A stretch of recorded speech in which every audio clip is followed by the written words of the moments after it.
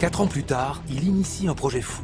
Faire voler un avion de façon perpétuelle grâce à l'énergie du soleil. La rencontre avec André Borschberg, pilote et entrepreneur suisse, est alors déterminante. Sous sa direction, des dizaines d'ingénieurs vont relever le défi. Et le 3 décembre 2009, un avion aux ailes de géant s'élève de quelques mètres au-dessus du sol. Un an après, Solar Impulse réalise un premier vol de 26 heures. Un succès qui permet d'envisager de voler au-delà des frontières. En Europe d'abord, puis au-delà de la Méditerranée. Bonjour le Maroc! Mais Bertrand et André veulent aller plus loin. Parcourir 5600 km au-dessus des États-Unis. Des responsabilités qui sont grandes. Moi, j'ai discuté avec les ingénieurs. Les ingénieurs ne dorment pas ou ne dormiront pas pendant ces vols-là. Parce que si l'avion se retrouve en bas pour des questions techniques, ils vont se sentir responsables.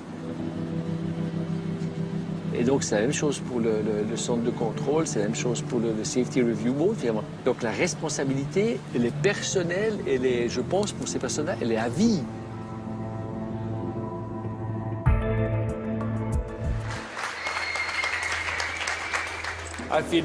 Je me sens vraiment privilégié d'avoir la chance de tenter ce vol.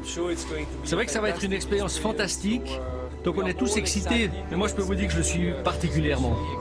André, mon frère solaire, tu es sur le point d'effectuer le vol le plus fabuleux jamais réalisé avec Solar Impulse et de montrer au monde ce qu'il est possible de réaliser avec des technologies propres.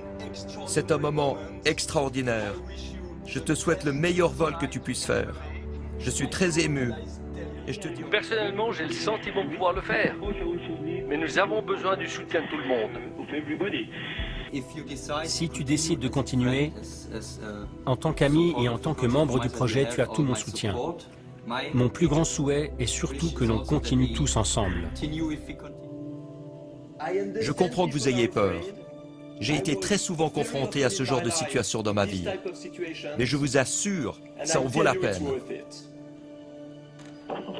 Ici le Capcom, désolé de vous interrompre, mais il faut qu'on commence l'ascension maintenant si on veut avoir une chance de rester. Mais il y a des trucs qui poussent sur ma tête. C'est vraiment étrange. Ah, d'accord. C'est super. Je ne sais pas ce qui se passe, mais c'est peut-être parce que je suis revenu un jour en arrière. Excellent. J'aimerais résumer la situation, qui de mon point de vue n'est pas aussi positive que vous la présentez ici. On a un pilote qui commence à montrer des signes de fatigue. On a des batteries endommagées qui ne tiendront peut-être plus très longtemps. On a eu une première rupture de communication, donc André se retrouvera seul si ça arrive encore. Soyez bien conscient que ce n'est pas terminé. Le vol n'est pas fini. Bon, les ingénieurs sont très pessimistes, ils disent tout va lâcher et tout. Nous, on est plutôt du côté optimiste, je pense, sinon on ne serait pas là. C'est journée 4, et puis aussi ce sera la dernière déjà. Et la dernière, ça fait presque un petit peu peur, parce que c'est extraordinaire passer à la fin, mais c'est vrai que on a battu tous les records, on a démontré ce qu'on voulait démontrer, on a un travail d'équipe inouï. Donc je pense que de ce côté-là, c'est fabuleux. Mais bon, ce sera la dernière, ce sera la fin. Ce sera le rêve réalisé.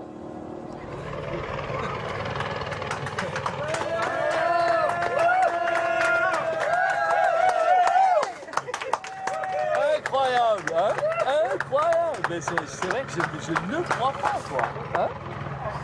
Atterrissage, centerline. Moi aussi j'étais un peu sportif, j'ai fait c'est un peu fou. Oh là là, c'est fou. Mon André. Oui, mon Bertrand. Hein?